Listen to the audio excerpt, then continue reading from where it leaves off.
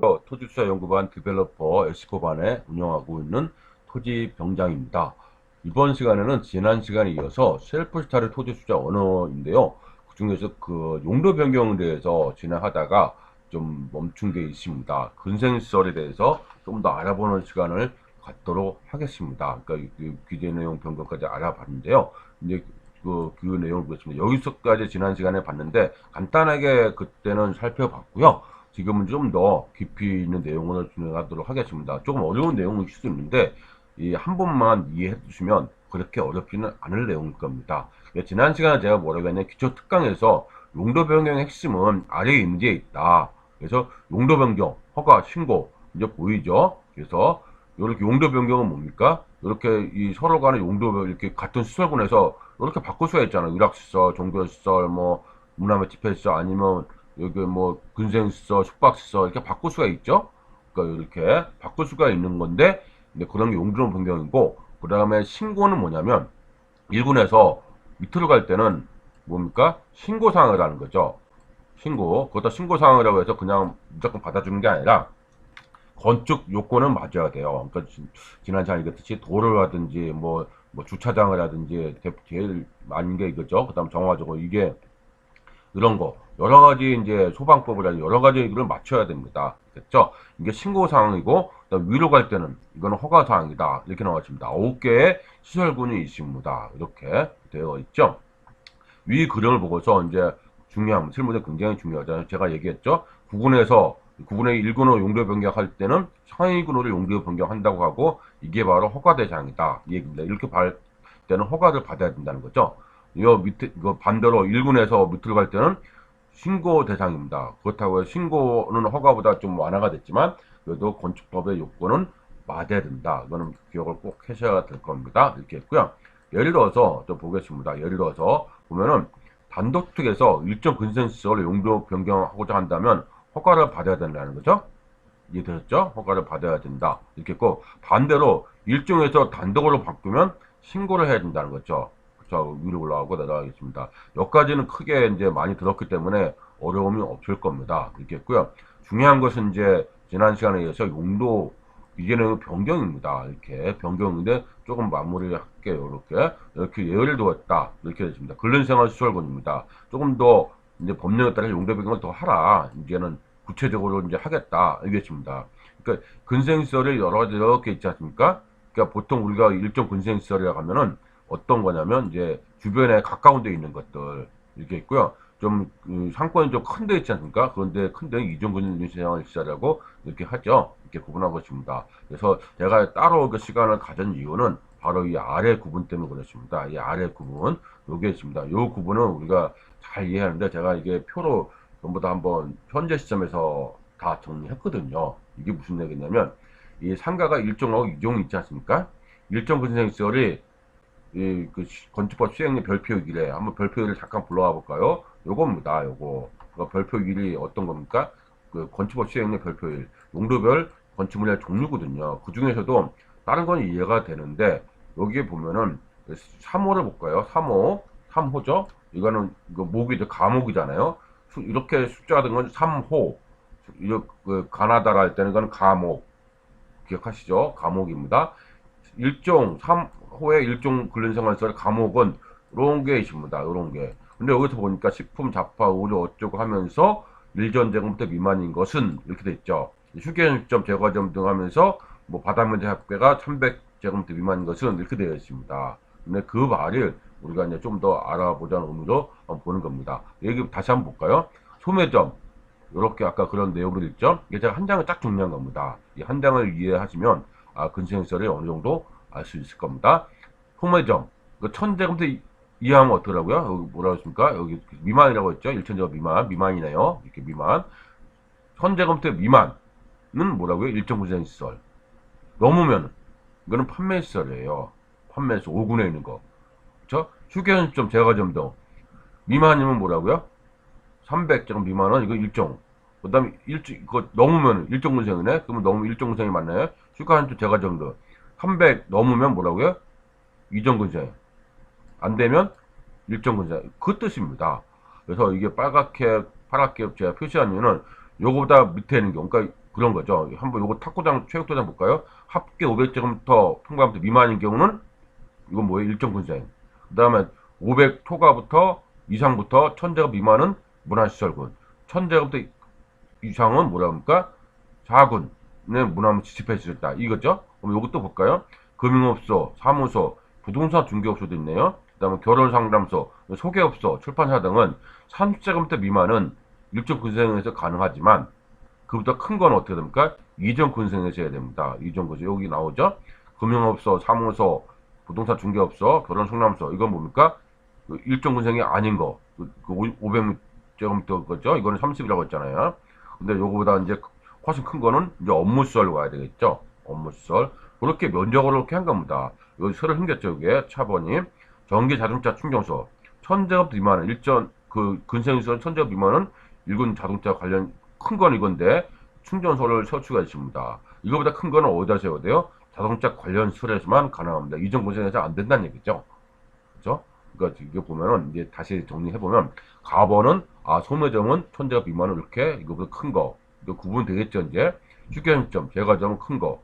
여기니까, 여기 일반 음점이 있습니까? 여기는 일반 음점이 있는데, 여기는 일반 음점은 없습니다. 이게 제과점, 그렇죠? 없습니다. 그러면 휴게점점, 제과점은 어디서는 가능하다? 일정 근생에서는 가능하다는 거죠. 근데 일반 음점은 이전 근생에서만 가능하죠. 이렇게. 그죠? 이전 근생에서만 가능합니다. 그 다음에 뭐, 휴게점, 제과점은 좀 큰 데서는 가능하겠죠. 휴게점, 제과점이 어디 나옵니까? 휴게점, 제과점이 어디 여기 있네요. 휴게점, 제과점 300평방미터 이상일 때는 뭡니까? 이전 근생에서 설치해야 됩니다. 이거보다 작은 거는 일정 근생에서 가능한 거죠. 그래서 그렇게 구분을 제가 이렇게 표시를 다 해놨기 때문에 아마 보기 좋을 겁니다. 이거 자주 실무자들은 자주 봐야 되는 내용이고 중개업소도 이런 내용을 필수적으로 알아야 되는 내용으로 이렇게 이해하고 있죠. 있고요. 조금 더 읽어볼까요? 공연장은 합계가 바닥면적 합계가 500평방 미만일 때는 2종. 이거보다 큰 거는 뭡니까? 4군입니다.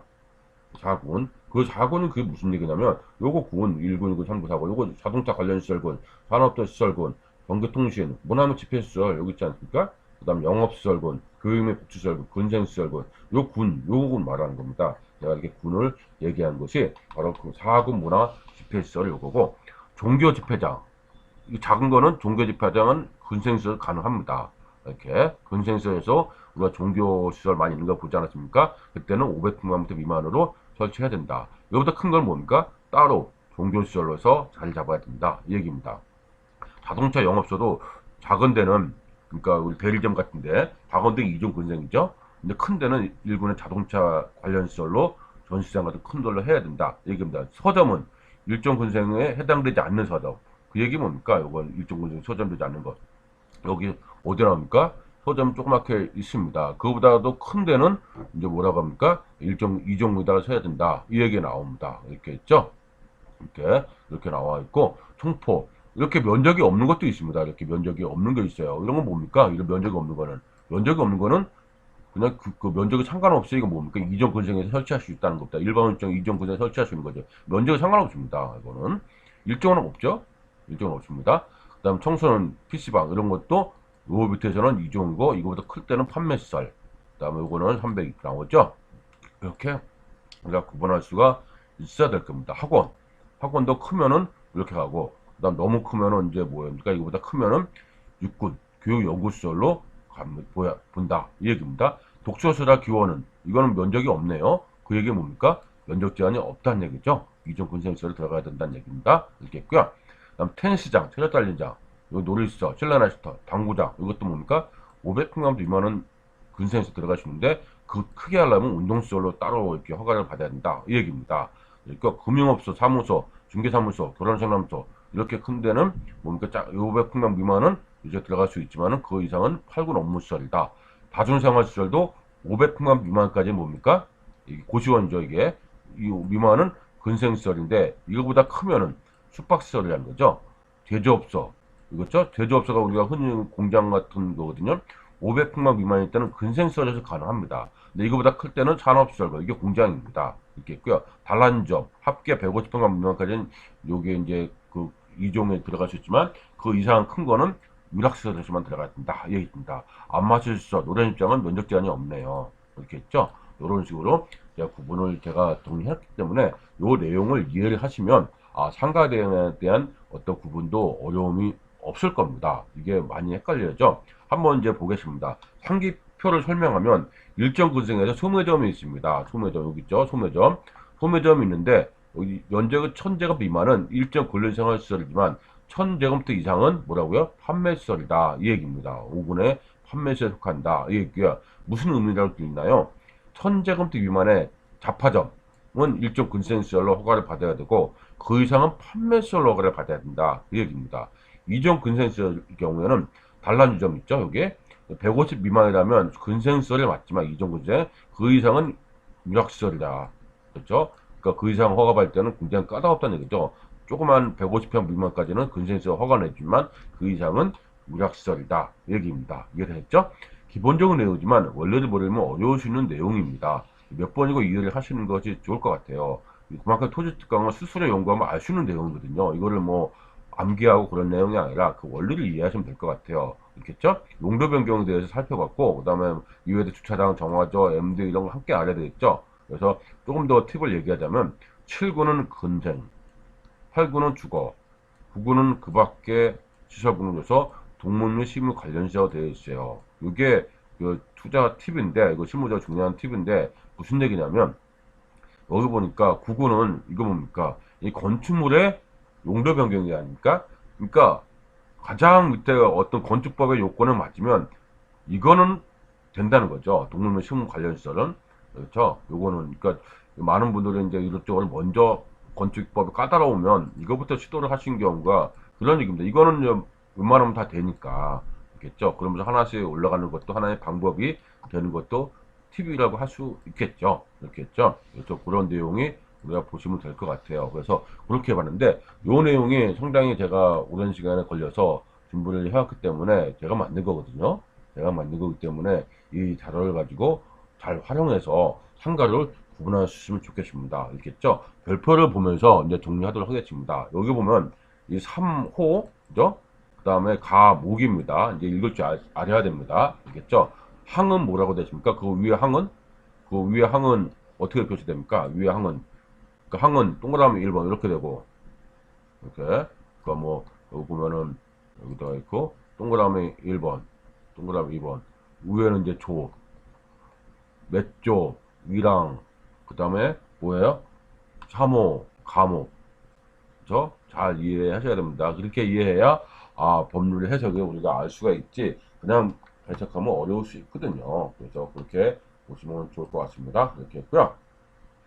그 다음은 이제 다시 정리하면 요 내용을 보시면 될 것 같아요. 이렇게 정리해서 그래서 지난 시간에 이어서 뭐 용도 변경 후에 좀 잠깐 볼까요? 이렇게 용도 변경하고 같이 이 건축물 그 근린생활시설에 어떤 상호 간의 관계까지 같이 알아봤습니다. 그래서 이렇게 됐기 때문에 좀 어려운 내용도 있지만 한 번만 이해하면 실전에 투자해서 잘 활용할 수 있는 겁니다. 그래서 있는 거니까 잘 이해하시고 이제 이런 내용들을 보시면 될 것 같습니다. 우리가 잊지 말아야 될 것이 뭐가 있다고요? 꼭 잊어버리지 마셔야 됩니다. 그 다음에 뭡니까?